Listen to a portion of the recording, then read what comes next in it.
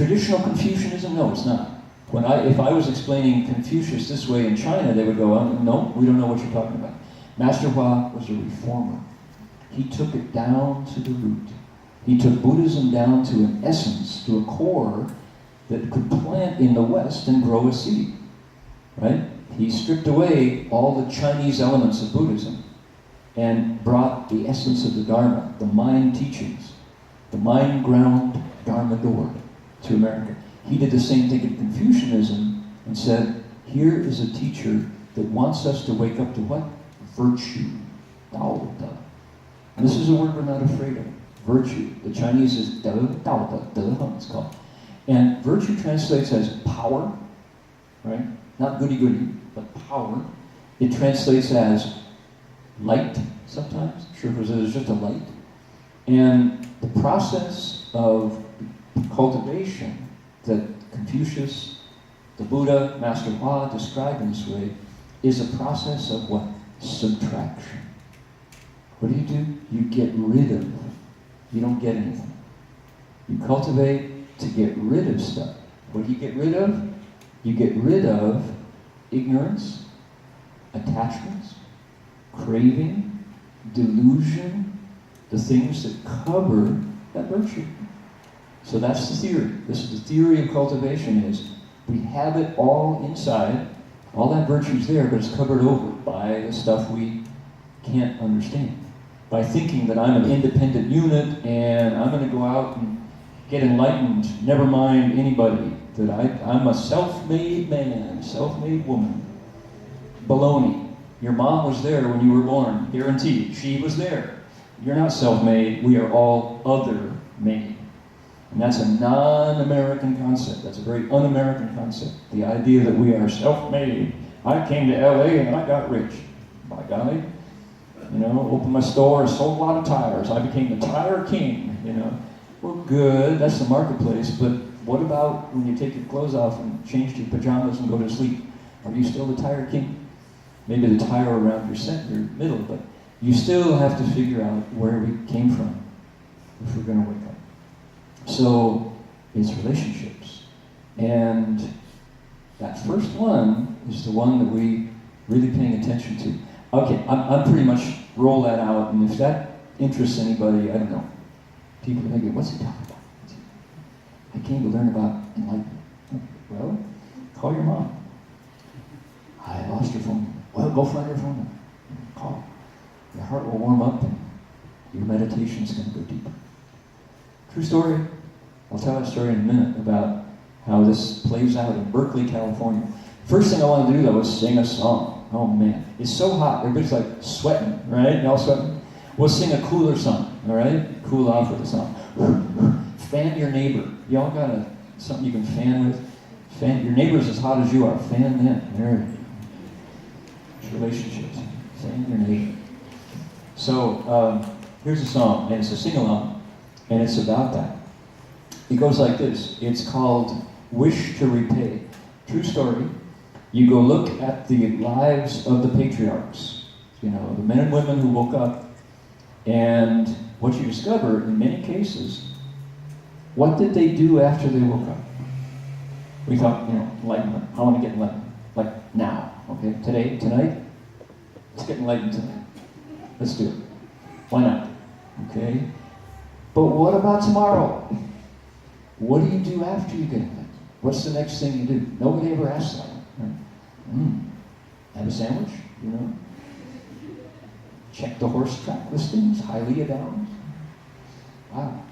So what do? Well, there's an answer to that question. A lot, substantial number of the men and women who got enlightened, first thing they did was do what? Look for their parents to repay their kindness. Because they realized getting enlightened was a group project.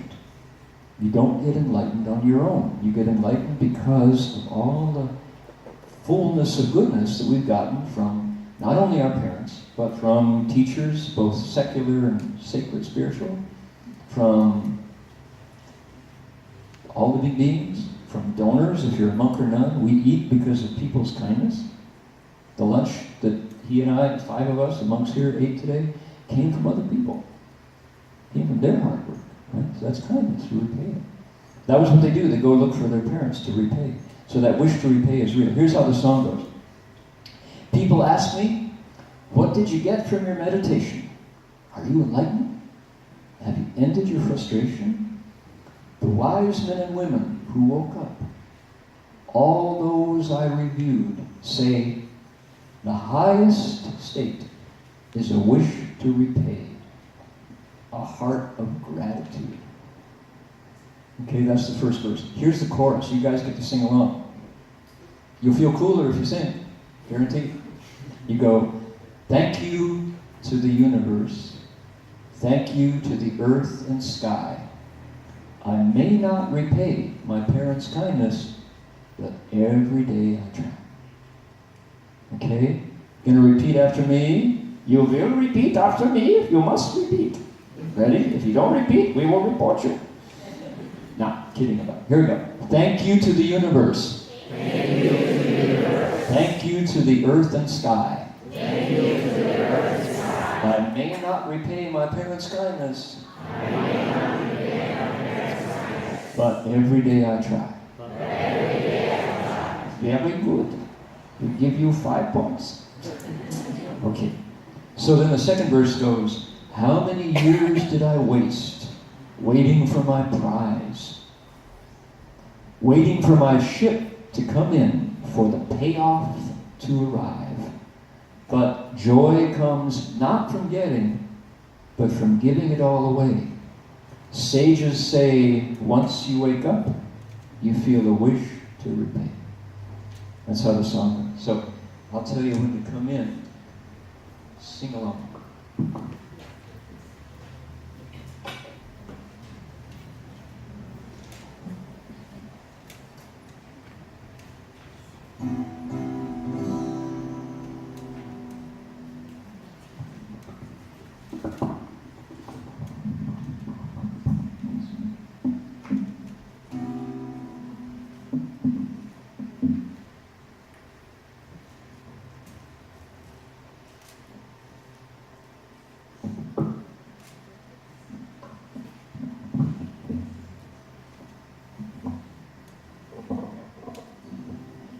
People ask me, what did you get from your meditation? Are you enlightened? Have you ended your frustration? The wise men and women who woke up, all those I reviewed, say the highest state is a wish to repay, a heart of gratitude. Here we go. Thank you to the universe. Thank you to the earth and the sky.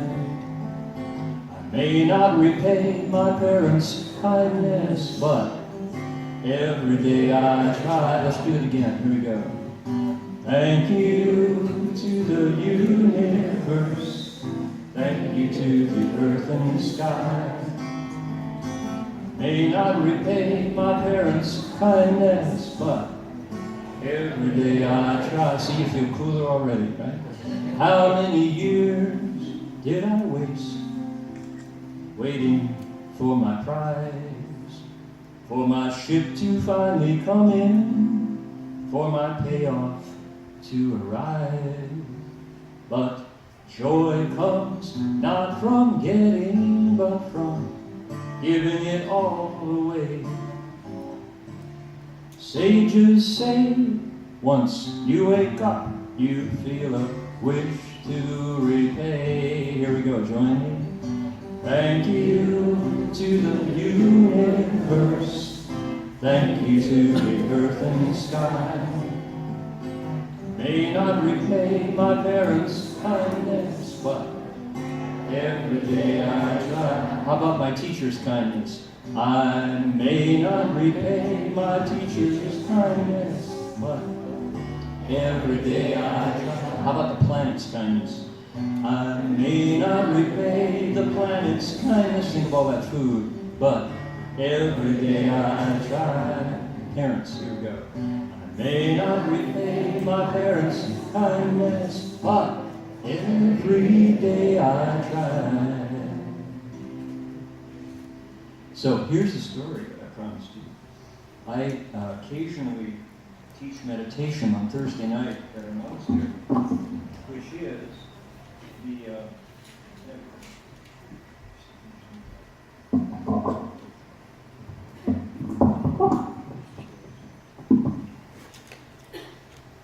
So occasionally on Thursday night, I substitute for our Thursday night teacher.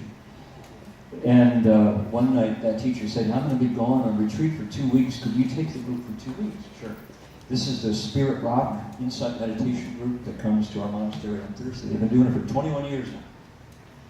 So I had them for 2 weeks. So I said, okay, we're going to do an experiment. I said, I want everybody to go back and find a significant elder, not a significant other, a significant elder, and spend some time with them. Like, ask them, you can say this, you can say, I'm meditating now, and I realize that I'm getting older and I need to find some answers. You're further down the road of life, you had lots of experiences. Can you give me some insights that you understand now with your advanced years and experience? I really need to know something. And I said, if you find an elder, especially a lonely elder who lives upstairs in the condo or next door around the corner, doesn't come out now because they're older, maybe in a wheelchair, go ask them to tell you some of their stories. And what are they going to do? They're going to go, what? Why, of course, please sit down. Would you like some tea? I've got some cookies here. And they'll tell you stories until you're ready to, till as long as you're there to listen, they'll talk. And I said, once is easy, go back this week. Go back twice and ask them. And then come back next week and we'll talk. How about that? And I went, I said that, and these people are going, what? Okay. Right. They didn't get it. So went out. Next week, next Thursday. Hi, everybody. Now, let's see. Who wants to go first, sharing your stories about your conversations with the elders? Not a hand. 80 people, not a hand in the room. These are 90% Caucasian Buddhist meditators. They meditate. That's how they practice. So I said, how come? That was the homework. Somebody said, we don't have any elders in our lives, Dharma Master. And I said, yeah, I kind of thought so. I kind of thought that's what it was. Did nobody do it? So this one lady raised her. Her name is Sumaya. Sumaya said, well, something about what you told me just rang true, It was really important that you said that, because my mother, I love my mother, but I can't stand my mother. And she had this song that she sang all the time. Every time she sang it, you know what her song was? You know what's wrong with you? I'll tell you what's wrong with you. Everything's wrong with you. I don't like the way you dress. I don't like the way you walk. I don't like the way you... That was just, she loved me so much, she just wanted me to change. I couldn't take it after a while. I'm American. I was grown up. I moved away. I really moved away. And I haven't actually talked to her for about 10 years. But because I've been meditating a lot, something's changing now. And you mentioned this assignment, I thought, I gotta call my mom. So I went to find her phone number, and it was way in the back of the drawer. I had to pull the drawer out and pull all this, and there was her phone number. Hadn't called her in 10 years. It's like, rang, and she picked the phone up, and her voice sounded just like older. Hello? And I said, Mom, it's Sumaya. You know what's wrong with you? You never call me. That's what's wrong with you. I said, Mom, you're so cute. You notice all the laughter's on this side of the room. Do you notice that? So yeah, a little bit of identity here. And so she said,